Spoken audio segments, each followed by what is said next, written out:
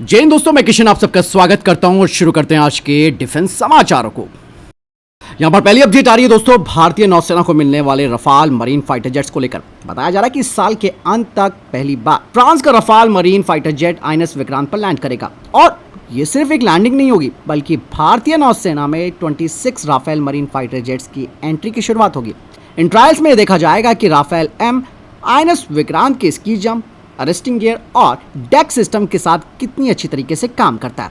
बता दें कि इन फाइटर जेट्स की डिलीवरी 2028 से शुरू होगी और ये पुराने मिग 29K की ताकत बढ़ाएंगे। और इवन यहाँ पर आईएनएस विक्रांत में कुछ जो ज़रूरी बदलाव हैं वो भी किए जा रहे हैं ताकि रफाल मरीन को आसानी से ऑपरेट भी किया जा सके। भारत ने साल 2025 में लगभग 7.5 अरब डॉलर की डील के तहत 26 राफेल एम फाइटर जेट्स खरीदने का फैसला किया था। इनकी डिलीवरी 2028 से शुरू होने वाली है। वहीं भारतीय सेना ने एक बड़ी घोषणा की है। बताया जा रहा है कि भारतीय सेना अब लॉन्ग रेंज लॉइटरिंग म्यूनिशन यानी कि LRLM प्रोग्राम के तहत एक नए स्वदेशी वन वे अटैक ड्रोन यानी कि कामिकाज़े ड्रोन खरीदने की प्रक्रिया शुरू कर रही है। इस ड्रोन की सबसे बड़ी खासियत होगी इसकी 1000 किलोमीटर तक की स्ट्राइक रेंज। ये ड्रोन 25 किलोग्राम का वॉरहेड ले जाएगा और 50 मीटर के दायरे में दुश्मनों के ठिकानों को खत्म करेगा। इतना ही नहीं, ये 400 किलोमीटर प्रति घंटे की अधिक रफ्तार से उड़ेगा और 5000 मीटर से ज्यादा ऊंचाई पर भी ऑपरेट होगा। इंटरेस्टिंग बात यहाँ पर यह है कि अगर दुश्मन GPS जैम भी कर दे तब भी ये ड्रोन आर्टिफिशियल इंटेलिजेंस की मदद से अपने टारगेट तक पहुंचेगा। और ये प्रोजेक्ट मेक टू कैटेगरी के तहत आगे बढ़ाया जाएगा, जिसका मतलब है कि भारतीय प्राइवेट कंपनियां अपने खर्च पर इस ड्रोन को डेवलप करेंगी और अगर सेना की सभी शर्तें ये पूरी करती हैं तो भारतीय सेना इन्हें डेफिनेटली खरीदेगी। इससे भारत में एक मजबूत स्वदेशी ड्रोन इकोसिस्टम भी तैयार होगा। साथ ही इन स्वदेशी ड्रोन्स के आने से भारतीय सेना की क्षमता कई गुना बढ़ेगी और भविष्य के युद्ध में भारत को बड़ा स्ट्रैटेजिक फायदा मिल सकता है। वहीं रशिया ने भारत को एक ऐसा ऑफर दिया है जिससे कि हमारे देश की हवाई सुरक्षा नए लेवल पर पहुंच जाएगी। रिपोर्ट्स बताती हैं कि इंडियन एयरफोर्स पहले रशिया से S-500 एयर डिफेंस खरीदने पर इंटरेस्ट दिखा रही थी, लेकिन रशिया ने उस टाइम इसे सीधे बेचने से इनकार कर दिया था। वजह थी कि S-500 अभी सीमित संख्या में उपलब्ध है और रशिया फिलहाल अपनी सेना की जरूरतों को प्राथमिकता दे रहा है। लेकिन अब रशिया ने नया ऑफर भारत को दे दिया है। यहाँ पर रशिया चाहता है कि वो भारत को सीधे S-500 बेचने के बजाय भारत के प्रोजेक्ट सुदर्शन चक्र के तहत S-500 बेस्ड तकनीक का ज्वाइंट डेवलपमेंट करे। और आप सबको मालूम भी है कि प्रोजेक्ट सुदर्शन चक्र का लक्ष्य है कि भारत के सभी air defence systems, radar, sensor, ballistic missile defence और कमांड नेटवर्क को जोड़कर एक मल्टी लेयर सुरक्षा कवच तैयार करना है। और अगर ये साझेदारी आगे बढ़ती है तो भारत को ऐसे सिस्टम डेवलप करने में मदद मिल सकती है जो कि दुश्मनों की फाइटर जेट्स, हाइपरसोनिक हथियार और इंटरमीडिएट रेंज बैलिस्टिक मिसाइल जैसे खतरों का मुकाबला कर सकते हैं। और साथ ही मैं आपको एक चीज और बता दूं कि भारत का स्वदेशी प्रोजेक्ट कुशाप और BMD फेज 2 और फेज 3 भी तेजी से आगे बढ़ रहे हैं। मतलब साफ है कि भविष्य में भारत के पास विदेशी तकनीक और स्वदेशी सिस्टम का एक जबरदस्त कॉम्बो पैक होगा जो काफी मजबूत और मॉडर्न एयर डिफेंस नेटवर्क हो सकता है। अभी की बात की जाए तो इस प्रस्ताव पर कोई ऑफिशियल स्टेटमेंट सामने नहीं आया, लेकिन अगर सहयोग आगे बढ़ता है तो डेफिनेटली भारत की हवाई सुरक्षा पहले से ज्यादा मजबूत हो जाएगी। इस बारे में आपकी क्या राय है वैसे दोस्तों, कमेंट सेक्शन में अपनी राय जरूर दीजिएगा। इसके अलावा कुछ रिपोर्ट्स बताती हैं कि DRDO अब पिनाका मार्क 4 को डेवलप कर रहा है जो कि हमारी सेना की ताकत को नए लेवल पर ले जाएगा। रिपोर्ट्स बताती हैं कि DRDO पिनाका मार्क 4 नाम का एक नया 300 किलोमीटर रेंज वाला गाइडेड रॉकेट को डेवलप कर रहा है। बताया जा रहा है कि अगर सब कुछ प्लानिंग के हिसाब से आगे बढ़ता है तो इसका पहला प्री प्रोडक्शन रॉकेट 2028 में तैयार होगा और उसी साल इसके डेवलपमेंट और यूजर ट्रायल्स शुरू हो जाएंगे, जिसके बाद 2030 तक इसके उत्पादन की मंजूरी मिल सकती है। यहाँ पर पिनाका मार्क 4 की बात की जाए तो इसकी सबसे बड़ी खासियत जैसे कि मैंने बताया कि 300 किलोमीटर की रेंज होगी, प्लस यहाँ पर यह हाई प्रिसीजन स्ट्राइक क्षमता वाला हथियार होगा जो कि दुश्मन के air defence system, logistics hub, ammunition depots, command centre और सैनिकों के ठिकानों को बेहद सटीकता से खत्म कर सकता है। बाकायदा इसमें मॉडर्न गाइडेंस और नेविगेशन सिस्टम भी लगाए जाएंगे जिससे कि कम रॉकेट दागकर भी अधिक सटीकता वाले जो परिणाम है वो हासिल किए जाएंगे। और यहाँ पर अगर हमारा पिनाका मार्क 4 तैयार हो जाता है दोस्तों तो ये भारत के इंटीग्रेटेड रॉकेट फोर्स का सबसे महत्वपूर्ण हिस्सा होगा। और Pinaka mark 4 Pralay missile, 120 kilometre guided Pinaka और दूसरे स्वदेशी लंबी दूरी के हथियारों के साथ मिलकर इंडियन आर्मी को एक मजबूत डीप स्ट्राइक कैपेबिलिटी दे सकता है। इवन यहाँ पर कुछ लोग इसकी तुलना अमेरिका के ATACM से भी कर रहे हैं, लेकिन मैं आपको बता दूं कि पिनाका मार्क 4 भारत के स्वदेशी पिनाका फैमिली का हिस्सा होगा और मजबूत लॉन्चर और लॉजिस्टिक के साथ आसानी से इसे इस्तेमाल किया जा सकेगा। तो आने वाले वक्त में आप देखेंगे कि भारत के पास 300 किलोमीटर दूर तक सटीक हमला करने वाला पूरी तरह स्वदेशी रॉकेट सिस्टम होगा।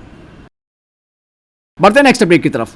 बताया जा रहा है कि HAL और अमेरिकी कंपनी जनरल एटॉमिक्स के बीच हुई एक महत्वपूर्ण बैठक में इस बात को लेकर बातचीत हुई है कि दोनों ही देश मिलकर एक एडवांस कॉम्बैट ड्रोन बना सकते हैं। रिपोर्ट्स बताती है कि इस मीटिंग के दौरान दो बेहद मॉडर्न ड्रोन सिस्टम पर चर्चा हुई है। पहला है एवेंजर, जिसे कि प्रीडेटर सी के नाम से जाना जाता है, जो कि एक जेट इंजन वाला स्टेल्थ कॉम्बैट ड्रोन है, जिसे कि दुश्मन के मजबूत एयर डिफेंस वाले इलाकों में भी मिशन पूरा करने के लिए डिज़ाइन किया गया है। और इवन ये जो प्रीडेटर सी है दोस्तों, ये इंटेलिजेंस, सटीक हमले, इलेक्ट्रॉनिक वॉरफेयर और एयर डिफेंस सिस्टम को निष्क्रिय करने जैसे मिशनों में इस्तेमाल हो सकता है। यहाँ पर दूसरा ड्रोन है गैम्बिट, जो कि एक लॉयल विंगमैन है। ये फाइटर जेट्स के साथ उड़ने वाला AI बेस्ड ड्रोन फैमिली है। भविष्य में ऐसे ड्रोन एमका, तेजस मार्क 2, रफाल और Su-30 MKI जैसे फाइटर जेट्स के साथ उड़ान भरकर उनकी मारक क्षमता और सुरक्षा दोनों को बढ़ा सकते हैं। सबसे बड़ी बात दोस्तों यहाँ पर यह रही कि जनरल एटॉमिक्स सिर्फ भारत को ड्रोन बेचने की बात नहीं कर रहा है, बल्कि भारत में इनका जॉइंट प्रोडक्शन और लोकल प्रोडक्शन की संभावनाएं भी तलाश रहा है। अगर ऐसा हुआ तो इससे make in India, technology transfer और भारतीय इंडस्ट्रीज को एक बड़ा फायदा मिल सकता है। अभी ये बातचीत शुरुआती फेज में, कोई ऑफिशियल समझौता नहीं हुआ है दोनों देशों के बीच। फिर भी हम ये कहेंगे कि अगर ये साझेदारी आगे बढ़ती है तो भारत को भविष्य की हवाई लड़ाई के लिए दुनिया की सबसे मॉडर्न कॉम्बैट ड्रोन टेक्नोलॉजी तक पहुंच मिल सकती है। इस बारे में भी दोस्तों आपको क्या लगता है? वैसे कमेंट सेक्शन में अपनी राय जरूर दीजिएगा। चलिए दोस्तों, थिएटर कमांड को लेकर भी एक बड़ी खबर सामने आई है। रिपोर्ट्स बताती हैं कि कारगिल विजय दिवस के बाद chief of defence staff general NS राजा सुब्रमणी रक्षा मंत्री राजनाथ सिंह को थिएटर कमांड का फाइनल प्रस्ताव पेश कर सकते हैं। और अगर इसके बाद कैबिनेट कमेटी ऑन सिक्योरिटी यानी कि CCS की तरफ से मंजूरी मिल जाती है तो भारत भी उन चुनिंदा देशों में शामिल हो जाएगा जहां थल सेना, नौसेना और वायुसेना मिलकर इंटीग्रेटेड कमांड के तहत ऑपरेशंस करती हैं। अभी आप सबको मालूम है कि तीनों सेनाएं अलग अलग कमांड स्ट्रक्चर्स में काम करती है, लेकिन भविष्य में युद्ध सिर्फ जमीन, हवा या समुद्र तक सीमित नहीं रहेगा, बल्कि साइबर स्पेस और ड्रोन युद्ध भी शामिल होंगे। इसीलिए थिएटर कमांड का मकसद है कि युद्ध के समय तीनों सेनाएं एक कमांड, एक योजना और एक स्ट्रैटेजी के तहत तेज कार्रवाई कर सके। हालांकि अभी कुछ महत्वपूर्ण मुद्दे यहाँ पर हैं, जैसे कि रिसोर्सेज का बंटवारा कैसे करना है, कमांड की जिम्मेदारी और तीनों सेनाओं के अधिकार क्या क्या होंगे, इसमें अभी फाइनल सहमति बनना बाकी है। यही वजह है कि इस सुधार को आज़ादी के बाद भारतीय सेना के सबसे बड़े स्ट्रक्चरल बदलावों में से एक माना जा रहा है। क्या आपको लगता है दोस्तों कि थिएटर कमांड भारत की मिलिट्री पावर को एक नई ऊंचाई पर ले जाएगा? आपको क्या लगता है? कमेंट्स में अपनी राय जरूर दीजिएगा। भारत और जापान को लेकर भी एक बड़ी अपडेट सामने आई है। बताया जा रहा है कि अब दोनों देश सिर्फ मिलिट्री एक्सरसाइज ही नहीं करेंगे, बल्कि डिफेंस मैन्युफैक्चरिंग, साइबर सुरक्षा और स्पेस टेक्नोलॉजी में भी साथ मिलकर काम करेंगे। टोक्यो में दोस्तों भारत और जापान के बीच 8वां डिफेंस पॉलिसी डायलॉग आयोजित हुआ। इस बैठक में दोनों देशों ने डिफेंस इंडस्ट्री में सहयोग, नई टेक्नोलॉजी का डेवलपमेंट, साइबर सिक्योरिटी, स्पेस, समुद्री सुरक्षा और डिफेंस इक्विपमेंट्स पर विस्तार से चर्चा की है। साथ ही बताया जा रहा है कि अब दोनों ही देश संयुक्त सैन्य अभ्यास, नेवल एक्सरसाइज, तकनीकी साझेदारी और जो मिलिट्री हेडक्वार्टर्स हैं उनके बीच समन्वय को और मजबूत करेंगे। और ये बैठक दोस्तों ऐसे वक्त पर हुई है जब हाल ही में जापान के प्रधानमंत्री ने भारत का दौरा किया था और दोनों देशों के बीच special strategic and global partnership को और मजबूत करने पर जोर दिया गया था। और आने वाले महीनों में होने वाली 2+2 मंत्री स्तरीय बैठक की तैयारियों पर भी चर्चा हुई है। तो ये बात साफ है कि भारत और जापान की ये बढ़ती साझेदारी सिर्फ दोनों देशों के लिए नहीं है, बल्कि पूरे हिंद प्रशांत क्षेत्र की सुरक्षा और स्टेबिलिटी के लिए काफी महत्वपूर्ण मानी जा रही है। वहीं दोस्तों कुछ रिपोर्ट्स सामने आई हैं जिसमें बताया जा रहा है कि तुर्की और पाकिस्तान कान 5th generation stealth fighter jet program में मिलकर काम कर रहे हैं। 2024 में कान ने अपनी पहली उड़ान पूरी की थी, लेकिन ये एयरक्राफ्ट अभी भी डेवलपमेंट फेज में है। इसे पूरी तरह ऑपरेशनल होने में भी अभी कई साल लग सकते हैं। यहाँ पर जो भारत के डिफेंस एक्सपर्ट्स हैं उनका कहना है कि ये सिर्फ एक फाइटर जेट का मामला नहीं है, बल्कि बदलते हुए जियोपॉलिटिक्स समीकरणों का भी हिस्सा हो सकता है, क्योंकि आप देख रहे होंगे कि China J-20 stealth fighter jet को ऑपरेट कर रहा है। इवन यहाँ पर रिपोर्ट्स ये भी आई थी कि भविष्य में पाकिस्तान को J-35 भी मिल सकता है। फिलहाल J-35 की ऑफिशियली डिलीवरी की टाइमलाइन का कोई अता पता नहीं है और डिफेंस एक्सपर्ट साफ तौर पर कह रहे हैं कि एमका परियोजना को समय पर पूरा करना भारत के लिए काफी महत्वपूर्ण होगा। तो आखिर में मैं ये कहना चाहूंगा कि पाकिस्तान की कान फाइटर जेट प्रोग्राम में कोई फाइनल रोल होना और भविष्य में इसे खरीदने को लेकर जो बात आ रही है, जो रिपोर्ट्स आ रही हैं, उसका कोई ऑफिशियल स्टेटमेंट सामने नहीं आया है। लेकिन इतना तो तय है दोस्तों कि आने वाले दशक में stealth fighter jet race Asia की डिफेंस स्ट्रेटेजी का सबसे बड़ा हिस्सा बनने जा रही है। बढ़ते नेक्स्ट अपडेट की तरफ। कुछ रिपोर्ट्स सामने आई हैं जो बताती हैं कि 2030 तक भारत का डिफेंस कैपेक्स बढ़कर 2.8 लाख करोड़ रुपए तक पहुंच सकता है। कोटेक इंस्टीट्यूशनल इक्विटीज की रिपोर्ट सामने आई है जो बताती है कि फाइनेंशियल ईयर 2026 से फाइनेंशियल ईयर 2030 के बीच भारत का डिफेंस कैपेक्स का हर साल औसतन 11% की दर से बढ़ने का अनुमान है।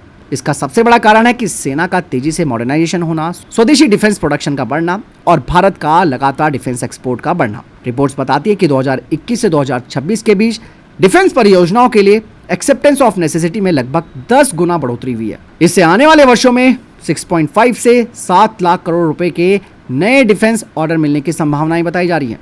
और सबसे अच्छी बात तो दोस्तों यहाँ पर यह है कि भारत में जो घरेलू रक्षा खरीद है वो अब 70% से ज्यादा हो गई है, जो कि कुछ साल पहले केवल 54% थी। और साथ ही दोस्तों भारत का डिफेंस एक्सपोर्ट भी पिछले 10 वर्षों में लगभग 50 गुना बढ़कर 38,400 करोड़ तक पहुंच चुका है। रिपोर्ट्स तो ये भी कहती है कि अगले 10 वर्षों में भारत मिलिट्री ड्रोन्स पर 25 से 30 अरब डॉलर और काउंटर ड्रोन सिस्टम पर 4 से 5 अरब डॉलर तक खर्च कर सकता है। मतलब आने वाले वर्षों में ड्रोन, मिसाइल, एयर डिफेंस और स्वदेशी हथियार सिस्टम में बड़ा इन्वेस्टमेंट हो सकता है। तो यहाँ पर एक बात और समझनी जरूरी है दोस्तों, ये आंकड़े कोटेक इंस्टीट्यूशनल इक्विटीज की तरफ से आए हैं, भारत सरकार की तरफ से ये कोई घोषणा नहीं है।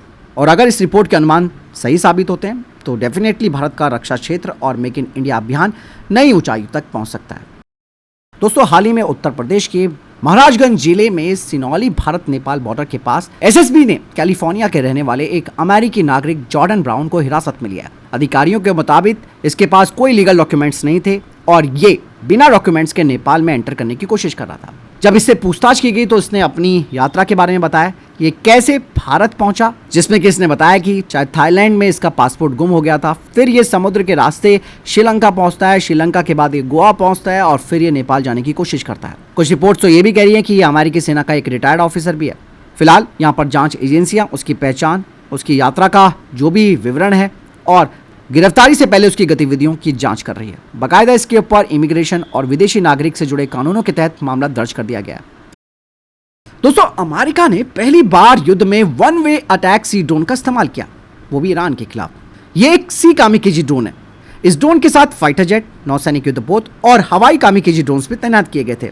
अमेरिका दावा कर रहा है कि इस अभियान में ईरान के एयर डिफेंस सिस्टम, उनके कोस्टल रडार, मिसाइल और ड्रोन ठिकानों और इवन IRGC की फास्ट अटैक बोट सहित कई मिलिट्री लक्ष्यों को निशाना बना गया। सी अटैक ड्रोन की सबसे बड़ी खासियत पता क्या है? इसमें कोई पायलट तो होता नहीं है, ये विस्फोटक के साथ सीधे अपने लक्ष्य पर जाकर हमला कर देती है। ऐसे ड्रोन दुश्मन के रडार स्टेशन और महत्वपूर्ण जो मिलिट्री स्ट्रक्चर्स हैं उन्हें हमला करके खत्म कर सकते हैं। एक्सपर्ट्स का मानना है कि ये टेक्नोलॉजी भविष्य के नौसैनिक युद्ध की दिशा बदल सकती है, खासकर की फारस की खाड़ी, लाल सागर और हिंद प्रशांत जैसे क्षेत्र में जहां तटीय इलाकों में लड़ाई बेहद चैलेंजिंग होती है। तो यहाँ पर यह बात बिल्कुल क्लियर हो जाती है कि सी कामिकाज़ी ड्रोन्स अब भविष्य की नौसैनिक लड़ाई का महत्वपूर्ण हिस्सा बन सकते हैं। वहीं दोस्तों इजराइल की कंपनी एल्बिट सिस्टम ने एक ऐसा कॉन्सेप्ट पेश किया है जो कि नौसैनिक युद्ध का पूरा तरीका बदल सकता है। रिपोर्ट्स बताती हैं कि एल्बिट सिस्टम एक कमर्शियल जहाज को ड्रोन कैरियर में बदलने की संभावनाओं पर काम कर रहा है। इस जहाज में हर्मेस 650 स्पार्क नाम के फिक्स विंग ड्रोन उड़ाई जाएंगे। हर्मेस 650 की बात की जाए तो ये 24 घंटे तक उड़ सकता है, करीबन 22,000 फीट की ऊंचाई तक जा सकता है और सैटेलाइट कम्युनिकेशन की मदद से लंबी दूरी तक ऑपरेट किया जा सकता है।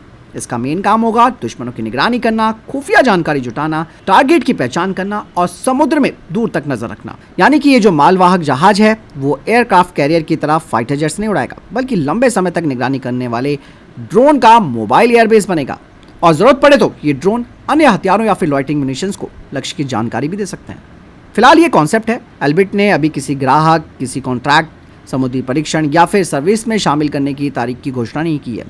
डिफेंस एक्सपर्ट्स कहते हैं कि ये टेक्नोलॉजी काफ़ी इंपॉर्टेंट हो सकती है आने वाले वक्त में, जिससे कि भविष्य में कम लागत में समुद्र में लगातार निगरानी रखना काफ़ी आसान हो जाएगा। वहीं दूसरी तरफ रिपोर्ट्स बताती हैं कि जर्मनी ने अमेरिका के साथ टॉम हॉक क्रूज मिसाइल और typhoon mid range capability launchers खरीदने के लिए लेटर ऑफ इंटेंट पर साइन किया है। इस समझौते के बाद अब जर्मनी अपनी खुद की लॉन्ग रेंज स्ट्राइक फोर्स तैयार करेगा, जिसे कि जर्मन सेना ऑपरेट करेगी। टॉमहॉक की बात की जाए तो ये एक लंबी दूरी की क्रूज मिसाइल है जिसकी रेंज लगभग 1600 से 2500 किलोमीटर बताई जाती है। तो वहीं टाइफून लॉन्चर से टॉमहॉक के अलावा SM-6 मिसाइल भी दागी जा सकती है, जिससे कि जर्मनी बिना फाइटर जेट उड़ाए लंबी दूरी पर मौजूद command centre, airbase, radar station और मिलिट्री ठिकानों को निशाना बना सकता है। और ये फैसला दोस्तों ऐसे वक्त पर आया है जब अमेरिका ने जर्मनी में अपनी एक प्रस्तावित लंबी दूरी की मिसाइल तैनात की योजना रोक दी थी। अब जर्मनी खुद इस क्षमता का निर्माण करेगा। चलिए बढ़ते हैं नेक्स्ट अपडेट की तरफ। जिस तरीके से दोस्तों रशिया लगातार बैलिस्टिक मिसाइलों से यूक्रेन पर हमला कर रहा है, ऐसे में अब अमेरिका ने यूक्रेन के लिए एक बड़ा फैसला ले लिया है। खबरें बताती है कि अब यूक्रेन को पैट्रियट इंटरसेप्टर मिसाइल बनाने का लाइसेंस दिया गया है। नाटो समिट 2026 के दौरान अमेरिकी राष्ट्रपति ट्रंप ने कहा है कि अमेरिका यूक्रेन को पैट्रियट मिसाइल प्रोडक्शन लाइसेंस देगा, जिसका मकसद है कि यूक्रेन भविष्य में अपनी एयर डिफेंस मिसाइलें खुद बना सके और अमेरिका पर उसकी निर्भरता कम हो सके। रिपोर्ट्स तो ये भी कहती हैं दोस्तों कि यूक्रेन को हर साल करीबन 2000 PAC-3 इंटरसेप्टर्स की जरूरत पड़ सकती है, जबकि अमेरिका की मौजूदा प्रोडक्शन क्षमता ही लगभग 600 मिसाइल हर साल की है। और इवन यहाँ पर सबसे बड़ा चैलेंज भी है, क्योंकि पैट्रियट मिसाइल कोई साधारण हथियार तो है नहीं। इसे बनाने के लिए 400 से ज्यादा supplier, advance technology, special factories और लॉकहीड मार्टिन तथा RTX जैसी कंपनियों का सहयोग भी लेना जरूरी होगा। यानी कि लाइसेंस मिलने का मतलब ये नहीं है कि मिसाइलें तुरंत बनना शुरू हो जाएंगी। वहीं डिफेंस एक्सपर्ट्स भी कहते हैं कि इस फैसले से यूक्रेन की लंबी अवधि की एयर डिफेंस क्षमता मजबूत हो सकती है, लेकिन निकट भविष्य में रशिया के मिसाइल हमलों का मुकाबला करने के लिए यूक्रेन को अभी भी मौजूदा PAC-3 इंटरसेप्टर्स की सप्लाई पर निर्भर रहना पड़ेगा। यहाँ पर यह बात भी जाननी जरूरी है दोस्तों कि ये फिलहाल प्रोडक्शन लाइसेंस की घोषणा की गई है। प्रोडक्शन कब शुरू होगा, यूरोप में कितनी मिसाइलें बनेंगी, इस पर कोई ऑफिशियल टाइमलाइन की घोषणा नहीं की गई है। तो ये थे अभी तक के टॉप डिफेंस अपडेट्स। वीडियो के सामने कोई प्रश्न जवाब या आपका कोई सवाल है कमेंट सेक्शन में लिखकर जरूर पूछेगा। वीडियो को लाइक और शेयर जरूर कीजिएगा। ख्याल रखिएगा अपना। जय हिंद, वंदे मातरम।